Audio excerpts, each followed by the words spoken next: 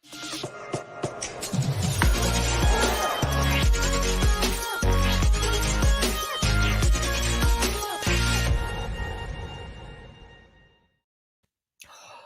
very good evening, a warm welcome to Two Full Tossers, and indeed we are. It is myself, Dan Nicol, and the immaculate Alan Committie, and I say immaculately because you are looking even immaculater than usual, which I think stems from a Latin term which you probably know better than I do. Immaculata, which means smarter than you think, but shoddier than you'd expect. Which is different to immaculate, which is to be dressed very well but not be there on time, which is slightly different. We are on time. We are very excited to be with us, and we've mentioned Alan many times on the show. Well, not that many because we haven't had many shows, but in as much as we have had many shows, we have mentioned many times that we are very excited about possibly having a South African who went over to England to become an absolute cricket superstar. And without mentioning his name, I think people will know who we're probably talking about because he is our special guest today. Exciting and joy and bliss unbridled is the only way to describe what I'm feeling right now. Indeed. Well, speaking of unbridled, you sent me a message earlier today. Probably the single defining highlight of the sporting week each week is Alan's lost legend. And you described this particular cricketer as being unbridled when in full flight. Truly a lost legend in all senses. A legend. We don't give him enough credit. We don't know what's happened to him. And yet he was a big part of our South African community. But he's not South African. Now, we're going to put up the picture. And whoever's watching this... No, but seriously, if anybody's watching this, this is your opportunity to tell us who this person is. Now, not the umpire, that's little Dickie Bird in the background. What a lovely Dickie Bird. But who is the right arm bowler that you're looking at in this Getty image stolen visual that we've shared with you here? Because this man played in South Africa and he, I think, is a lost legend. So there we go. Sort of somewhere between Alan Donald and David Gower in mid-flight. Washing machine and just tumbled up together and looks like a lot of effort for not much pace would be my suggestion based on that mid-flight. Which is really how we've described your cricket career. But just my general career as a whole. Yes. Careers if we're being really honest. All right, let's talk about some cricket because as you can see, I'm wearing my South African shirt. I think Stan the Duck gave this to me once at some sort of media promo. So I'm wearing it proudly and squeezing into it because the South African T20 team has been in action. So is it our 6th 11 or our 7th 11? I'm not entirely sure. It's the 6.2 version of our team. And funny you should mention Stan the Duck because I think he was playing for the side. Certainly he felt like he might have been playing for the side. I mean, listen, I think the phrase is we're rebuilding, aren't we? We might be rebuilding for many more years. We don't know. And it's good to support a young side, an inexperienced side, and a side that played some really interesting cricket recently. And so it's been tricky, hasn't it? There were moments to hold on to. Of course, the victory, the second game was fantastic. We came back and did well. And I thought yesterday, because I missed the Saturday game, I missed the game we won. Yes. No, so yes. I watched the highlights. The nice thing about a T20 highlights, it's the game, isn't it? The 15-minute T20 package is the full game. And then I thought, well, the Sunday, I've got time. I know it's a day of rest for many people, a very religious day. I thought, well, no better thing to practice your religion than watch cricket. And I jumped in. I thought, well, this will be great, this defining third T20 game. And, of course, we delivered a lot of hokum and bunkum at the beginning of the game. And then that man, I want to say he's a bit of a lost legend because he somehow went absent for 3 or 4 years. David Miller appeared out of nowhere, swashbuckling, a just magnificent innings of 162,000. I forget his score, but it was just brilliant. Sapamla was magnificent in support. And I now know, according to the Andrew Hudson principle, David Miller will now have full selection rights until 2037. They can't drop him ever again, not after an innings like that. So good luck to him. Well, they can't drop him partly because he's a very good cricketer, but also partly because he has got a beautiful baby blue leather jacket that I've seen him wear to a number of public functions that I think was worn by Rihanna in a number of her music videos. That And he right? doesn't like it when I say that in public. But there were some good moments. Dwayne Pretorius, Yes. who was immense, and Tabrez Shamsi, who's a very accomplished magician. Believe it or not, he's really good. I've had him on the Dan Nicholl show doing a few magic tricks, and looks really good. And he kind of has that ability, not dissimilar to Paul Adams, to confuse the batsmen who don't know what he's likely to bowl, largely because you're not sure that he's sure what he's likely to bowl. Yes. Yes. And he's starting to do more and more of a laps around the field. He's starting to get a little bit of a Tahir-ness to him, isn't Indeed. he? Which is fantastic. He's the delight. I love his passion. I thought he was, as you say, a real standout superstar. So that was great. An interesting stat which I saw in yesterday's third game was that it's the first time the T20 side, the South African T20 side, has added 80-plus runs off the fall of a 6 wicket in a T20 game, which is great. Now, if only they could do that in the Test side, then we might be onto something. But hey, those are details. We don't have to worry about that. Let's focus on the great stuff. And I can tell you that Tabrez Shamsi, after that performance and his wickets, has got a qualifying time, not so much based on time, but more based on distance for the Comrades in 2029, when it is run again once lockdown is officially over. So congratulations to Tabrez Shamsi for doing it. Well, let's head a little across the continent over to India.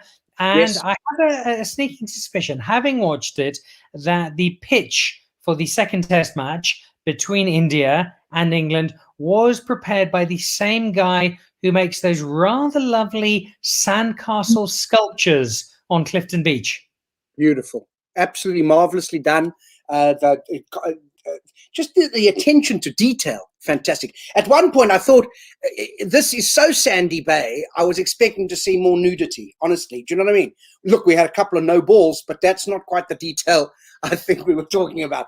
But listen, the pitch, well, I'll say the pitch was not great, but a lot of runs has been scored by one of the sides in both innings. So I don't know. Yeah, that side wasn't England. Yes. And it was hard to listen to the commentary, not because they were bad. In fact, I thought they had a very nice commentary team, but the sound of the whinging coming from England town across, in fact, and a little bit from Mark Waugh, surprisingly. Mark moaning down under. Surprised he was allowed to leave or say anything about Australia, because I don't think they're allowed to talk to the rest of the world, are they? I don't know. But certainly Michael Vaughan and a couple of the other commentators, a little whinging from the Latin, wingeo, wingere, winjui. I kind of think just let the game finish first before you have too strong an opinion either which way. Actually, I thought the same thing about him as captain. I like Michael Vaughan. I'm a fan. Well, he'll be appearing on Two Full Tosses just as soon as he answers his phone repeatedly. So that's underway. There is also some very good news. Now, yes, we know Australia are no longer coming because we wouldn't give them the rights to own South Africa in its entirety if they did come.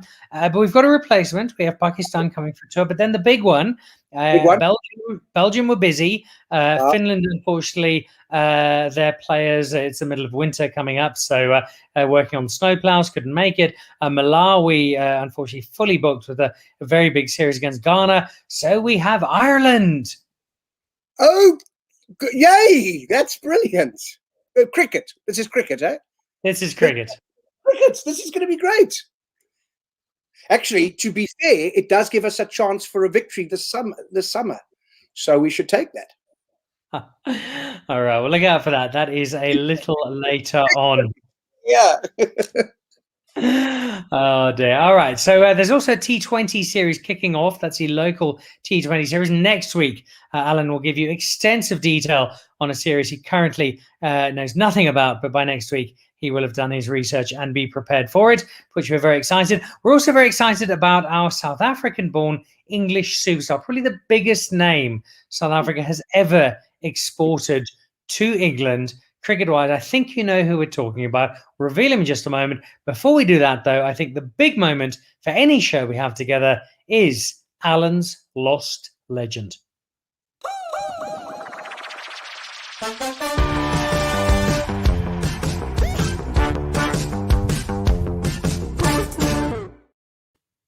Alan's lost legend. There he is. Look at him leaping off the ground in that beautiful gather, and the scowl on his face.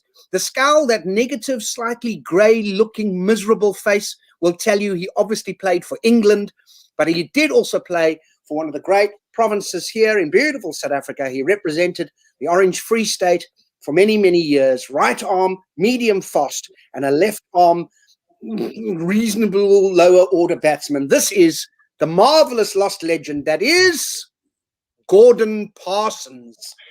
Good old Gordon Parsons. Do you recall him? He went on, of course, to coach at Gauteng. And don't you remember him? Gordon Parsons coached. Yes, he coached Gauteng for the Strikers. There are members of Gordon Parsons' family currently watching this going, Gordon played cricket? I thought he was over on a gap year in South Africa. He played many years, and I'll tell you what, he was the bowler behind a very young opening bowling attack for Free State. And I remember this clearly in my matric year, so this would have been 91. It's true. And I was walking to Newlands. I was a big Transvaal fan. We had moved back to Cape Town, and it was a Benson and Hedges day-night final, and it was Orange Free State versus Province. And the opening bowling attack for Orange Free State, I think one of the first season they bowled together, a young Corrie van Zyl and Alan Donald. And he came on first change, did Gordon Parsons. So that was and they won that night, I'm happy to report, because I wasn't a big Province fan. They beat a Western Province side, which included the likes of Peter Kirsten, who went on to play for another 87 seasons and will retire within the next 15 years. And if you don't know this, but Peter Kirsten will tell you, he is the brother of Gary Kirsten, and Gary Kirsten is his brother. You might not have known that. I give you all the fun facts. Gordon Parsons, I will remind you, is no Lee Barnard. No one is, but he is this week's lost legend. So there we go. Gordon Parsons, yet again, somebody have to Google, see if Alan's made him up or not, but we'll go with him. All right, so Gordon Parsons, a lost legend. Nobody knows who he is, but everybody knows who our next guest is. And people are probably thinking, okay, he's a superstar. He's South African born and brought up. He went on to play for England. Now, you might be thinking, okay, probably they couldn't get the biggest name, so maybe they had to go with somebody like Kevin Peterson. Now, we did have Kevin Peterson lined up for the show, as we do most weeks, but we've upgraded on Kevin Peterson. We've gone one better, and the excitement, my toenails are tingling. I have got goosebumps upon my goosebumps. This is probably my biggest moment of the year thus far, because tonight, Alan Committie, and I say this with a skip in my youthful step, we have got Nick Compton as our very special guest. Nick Compton. You're too kind. You're too kind. Oh, look at that. Nick Compton, as I live and die. I'm truly excited. And I'm extra excited because we were going to have to make do with Kevin Peterson, telling him about himself for the hour. So we've upgraded instead to somebody far, far more successful in the form of Nick Compton. Do you think, Nick Compton, it's fair to say that Kevin Peterson would regard himself as the poor man's Nick Compton? Yeah, of course. I mean, without a shadow of a doubt. I think, the last time I spent time with him was in India, actually, talking about this India-England series. And yeah, I think I had the pleasure of sitting next to him. I think it was probably because no one else wanted to at that stage. I think after the fallout with Andrew Strauss and, sending all those text messages and what have you, I actually thought he genuinely liked me, but I realized that no one else liked him, so he needed some mates. So he kind of found the other Durban boy that had sort of rocked up in the change room for he probably thought, shit, this guy's not going to be out that long, so I better pull him close. Never heard from him again, though. Never heard from him again, He also probably didn't have people sitting next to him because his ego's quite big. He does take 3 seats in an airline now just for all of Kevin Peterson, to be fair. Yeah, I mean, it's his brand on one seat. You've got him, and then you've got his, the ego next to him. So it's fine, It all fits quite nicely. Now, I don't know you personally, so it's a lovely pleasure to meet you. Can I say, what lovely hair you've gone for? Thanks, Alan. Thanks very much. Gone for the parting of Moses.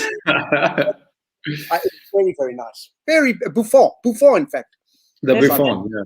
There's a lot of conditioner there, Alan, and I think good conditioner, not inexpensive conditioner. You've invested money in this look, Nick. Well, no, I just, it's a big night for me. I mean, I've waited anticipating this this evening and being on your show. So I thought I would brush up all right. Had a bit of a trim up. Washed the hair and wanted to make sure I looked the part. And a fabulous part you've pulled off tonight, Nick Compton. We're very excited to have you on. Tell us a little bit about your departure from South Africa, because you were such an exciting talent. We had all sorts of things expected for you, and then you decided to downgrade to a small government preparatory school in England called Harrow, or something similar, named after Paul Harris, the great South African non-turner of a ball. And so you went to the school named after him in England. How did that come about?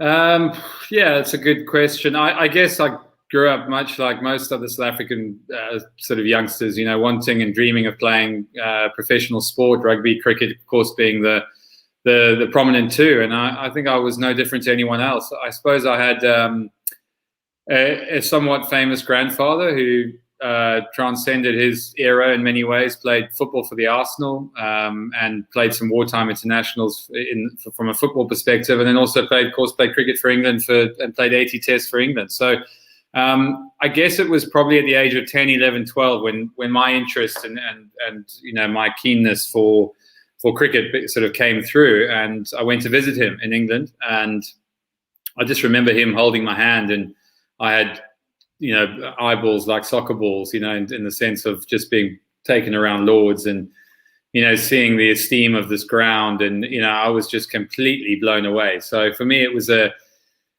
kind of like, this is the dream in some ways, but, it was a tough one. It was at a time when South Africa was going through a bit of transition from a sporting perspective, politically, I guess, as well.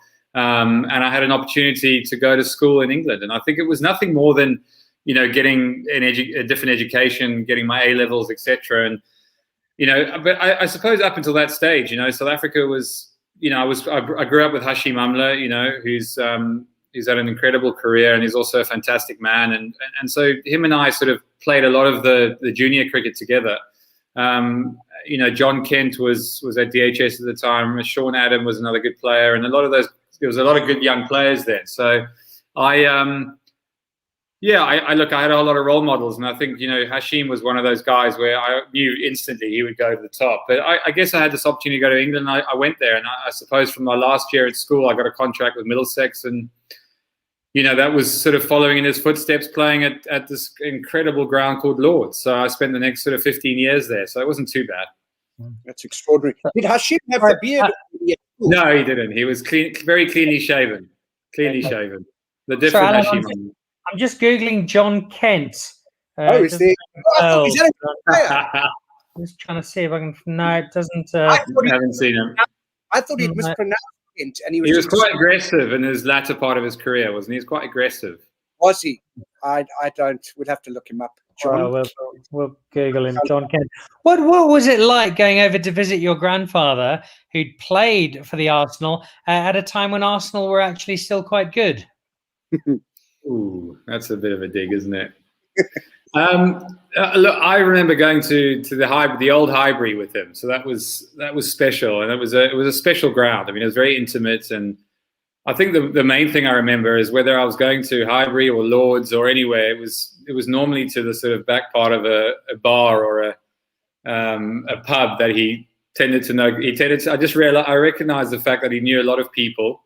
And this became quite the norm for the day. It was definitely sort of an 80% part of the day that we were in some pub or somewhere, and I had to sit there, and I was bored, and I just wanted to go and play cricket in the living room or something. But I remember, I think that's what I remember. I remember him regaling stories and people coming up to him, and he obviously had a way with people. I think people warmed to him. He was a sort of charismatic character, and obviously played that way on the field as well. I think the story that if people are listening.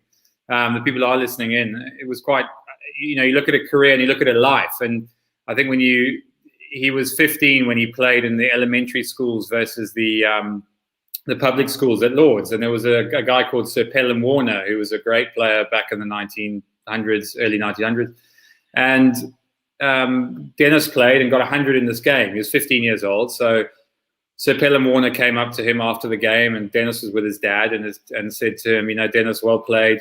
I'd like to invite you onto the MCC ground staff, because back in that day, the MCC owned Lords, and you got invited onto the ground staff, and you got paid £1 a week or something, and that was for 7 months of the year. So he got home, hugely excited, and this was an incredible thing. And Mum said, "Well, what are you going to do for the other 5 months of the year?" Thinking that maybe working in the local Hendon Town Hall would probably be a better way to to make a future or earn an income. So, and you wouldn't believe it, a week later, the Arsenal called him up and said, "Would you like to come and play for us for the other 5 months of the year?" So that was his career for 20 odd years. Wow.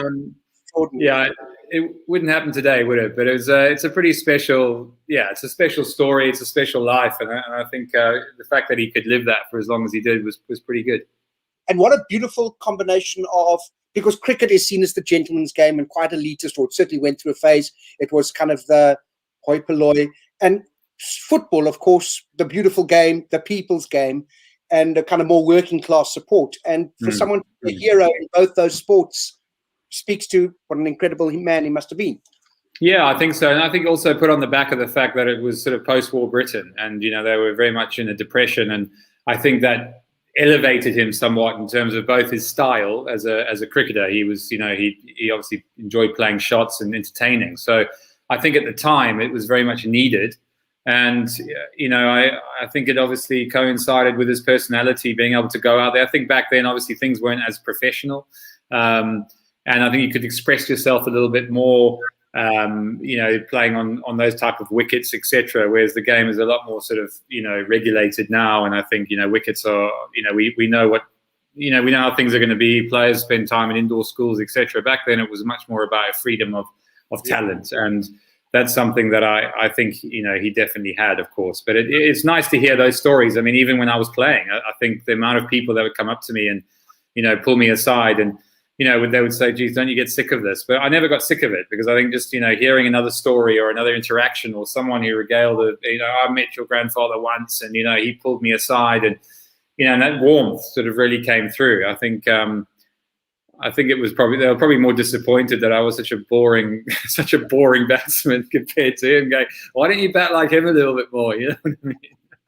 Yeah. Do you not feel that you missed a golden opportunity though to replicate what he did, to stay on in South Africa, and to think you could have played for KwaZulu-Natal Inland and Maritzburg United and delivered on a family legacy? Yes. Well, it was a consideration. And when I came back for that tour against South Africa, we did play it at the Maritzburg Oval, where I played as a schoolboy in that day-night competition. So it was nice coming back. I have to say, it was difficult. It was a tough one. I sort of thought about it. 100 at the Maritzburg Oval, you get a little tree that they plant a little tree, or 100 at Lords and you get your name on the honours board with, some of the greats of the. I don't know. It was a tough one. A lot of Maritzburg every time. Every time, of course. Yeah. So you had this amazing grandfather with incredible skill, and you got your grandmother's talent, which is amazing. I should have been in the local town hall in Hendon. Maybe I've still got a future. The cricket's finished now, so maybe that's where I'm headed in a month's time if London let me back in. Who knows? What about the photography career? I know you're doing a lot of shoots for a number of, I think, Alan, is it correct? They call them adult magazines, but you're doing a lot of work as a photographer. How did cricket flow in to the world of cameras? I'm still waiting. I mean, talking about KP, I'm still waiting for his invite to his game reserve. I mean, I've been wanting to do some photography up there for ages, but I might be waiting a while. But yeah, I do like heading up to that part of the world, getting out into the sort of beautiful parts that South Africa has. And I think Dad was very involved in nature conservation growing up. I mean, he did some wildlife presenting for 50/50, which was on a Sunday evening. And did that for about 15 years. And I guess I got to go to some of these places. And I think one of his attributes was he was able to connect with, some of these rural communities and some of the people there. And I think it was kind of it's something that I remember, I just remember very fondly sort of my sort of upbringing in South Africa and going to some of these places, game reserves, and going up to, you know, Mozambique and these sort of parts. And it sort of touched me in some ways. And I also we had a garden boy, a house boy who was in our family for about 40 years. And although he's got arthritis in his right shoulder from throwing at me for about 10 years, you know what I mean? He was one of my best friends, and someone, you know, I still go and see and visit. And yeah, I think it was that part of South Africa that I really enjoyed, and the connection. And he did a lot of photography at the time, and he sort of, I don't know, I just remember him trying to tell me sort of how to see a shot, how to get someone's natural kind of facade to come out, rather than sort of just taking a sort of stage photograph. And my mum was also an artist growing up, so I think there's a bit of a visual representation. I like the sort of creative arts, there's no doubt about that. And yeah, I think a camera was a way that, you know, when I went on tours and, you know, didn't want to sit in hotel rooms playing PlayStation, I guess it was nice to actually hit the streets and see places like India and Sri Lanka and, you know, Australia or wherever you are, and actually go and see and meet people and find that little coffee shop that, you know, people don't know about. And I think that just kind of was an inquisitive nature in me. And I think I think that the combination of that and wanting to connect with people, travel, and also just being, you know, sort of interested in colors and textures and art, really. When you out doing photography, whether it's in nature or with, you know, in particular situations, are you the photographer who waits for that one perfect shot? Are you like your batting? Do you wait 2 or 3 hours before you play one shot, or are you taking a lot of shots and then seeing what's the best of them? Very different to my batting, actually. It's a very good. And I'm glad you brought that up, because someone asked me about one of the memories I have in terms of the similarity between sport and photography. In some ways, I went to Alaska with a photographer called David Yarrow, who's done quite a lot of work internationally. And yeah, I mean, some people may have heard of him. And he very kindly invited me to Alaska with him and his son and another photographer from America. And I was probably at a stage in my career where I just literally retired. You know, it wasn't easy. And I think there was a part of me that wanted to escape and perhaps, you know, reinvent myself, find myself, however you want to do it. So I think and we went to Alaska to photograph these grizzly bears. And I you know, in terms of an experience, I mean, I've never experienced something like that. I mean, we've all been on safari where you're sitting in a car and you've got the comfort of a guide taking you. But in Alaska, you take a seaplane, you arrive, and it's literally your camera and your backpack, and you just walk into these big, huge Alaskan rivers, and you've got these grizzly bears diving in, you know, catching these salmon.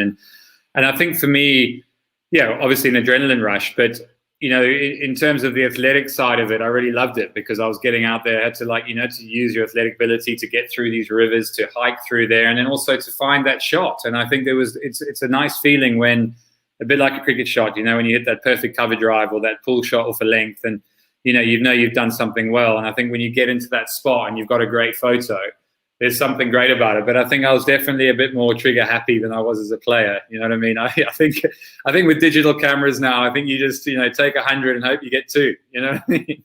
Exactly.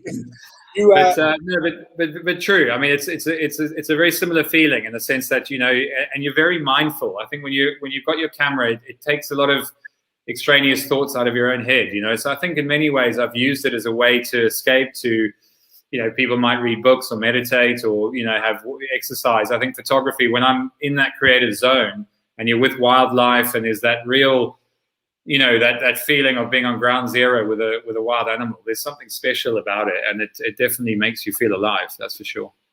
But you say you haven't really been amongst wildlife, but you've toured Australia. Yeah, exactly. I mean, they're all, yeah, well, I don't want to say too much, but I agree. I concur. All right, so we've got AB de Villiers with the camera, Kepler Wessels with the bat. It's a nice study in contrast. Alan, I know that you've got a very special guest who is joining us, so I'll let you go and bring him in. While you do that, Nick, every week on the show we have a quiz. It's a short quiz. It's a simple quiz. So far, we've got some very different levels of success. Chris Morris got 5 out of 5. Vernon Flander got 1 out of 5. JP Dermody, I think, made 2 out of 5. So the bar is fairly low, but we'll throw them out to you nonetheless. 5 simple questions. Are you ready for the Two Full Tossers cricket quiz, the Nick Compton edition? Bring it on. All right. Well, let's go to our first question then, and I have them carefully written down here on a sheet I faxed to myself earlier on today. Let's go back to 2013, I think. You were one of the Wisden Cricketers of the Year, weren't you? I was. For a quarter of a point each, can you name the other four? Callis, Amla. Oh, I think Stain was one as well. Okay. Who would your fourth guess be? Callis, Amla, Stain. It was an Aussie. No.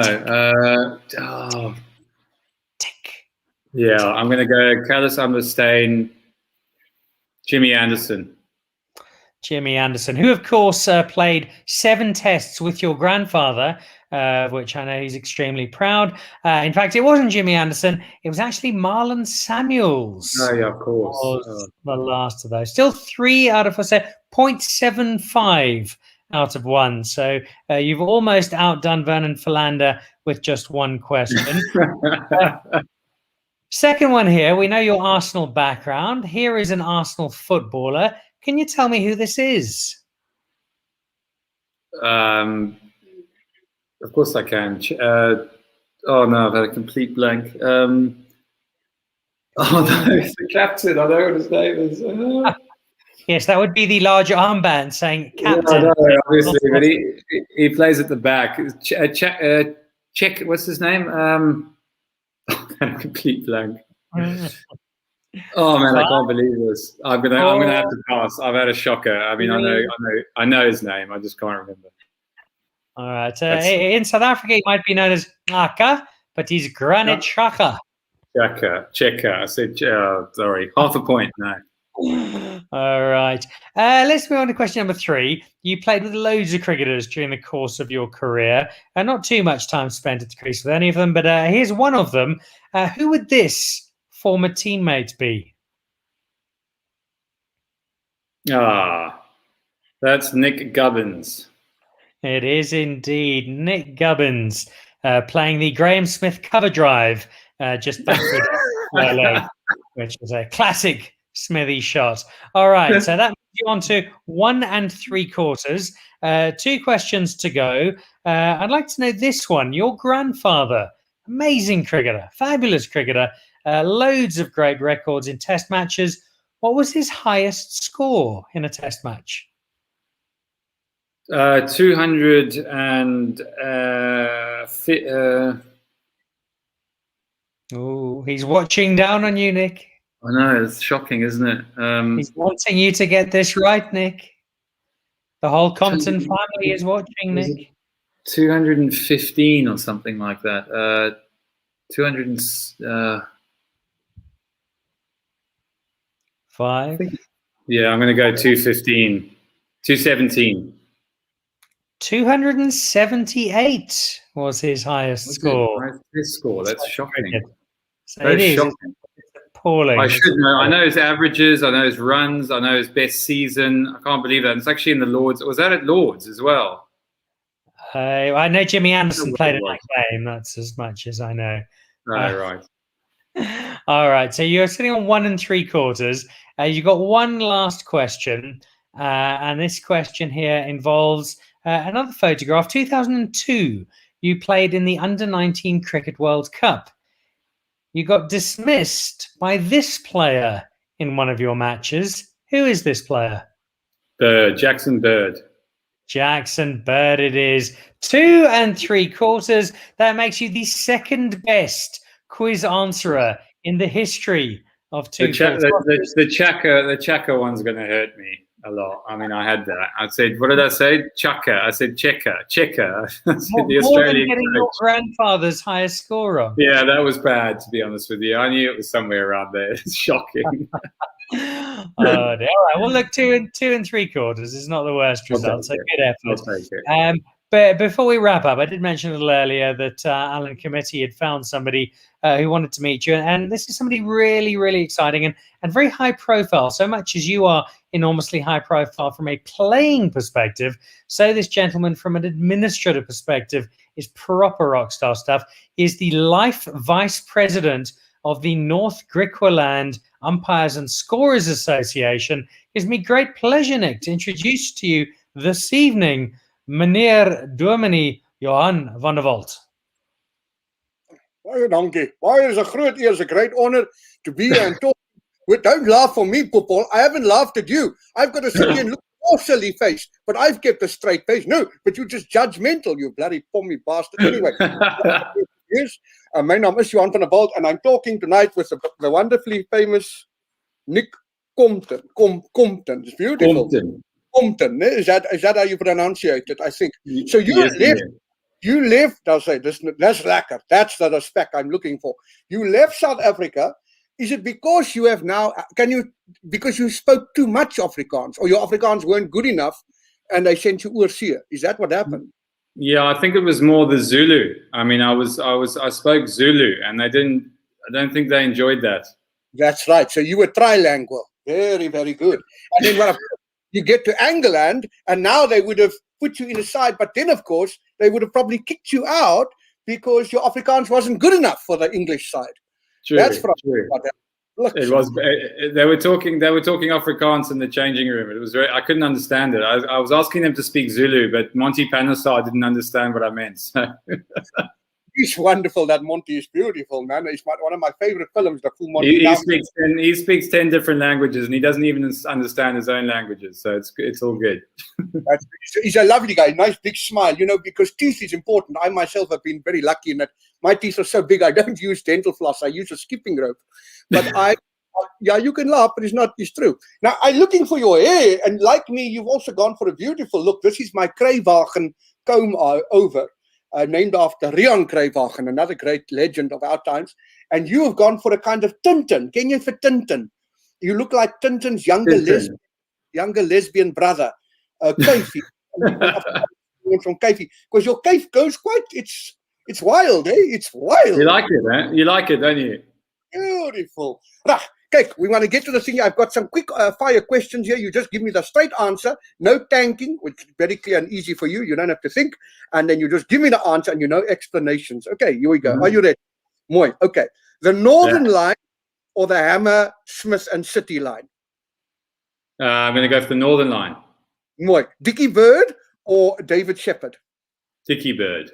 Michael Vaughan or Vince Vaughan? Vince Vaughan. Yes, I think we can all bloody agree with that. Yeah. Fish and chips or bangers and mash? Fish and chips. Oh, it's a bit common. Then we've got Katie Price or Katy Perry? Katy Perry. That's sad. Katie Price speaks very highly of you. We go film of digital? Film of digitalizations? Digital. Digital, really?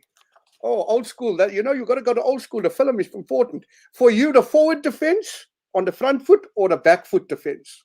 Ooh, that's a tough one. I mean, I love the defensive shots. Forward defense. Forward, getting on the front foot, head over the ball. Okay, here we go. Boris Johnson or Boris Yeltsin? Boris Yeltsin, definitely. They're the same person, aren't they? They're the same bloody person. This one is also tricky to separate. Nasser Hussain or Michael Atherton? Oh, jeez. I'm going to go Michael Atherton. Yes, no one wants to choose Nasser.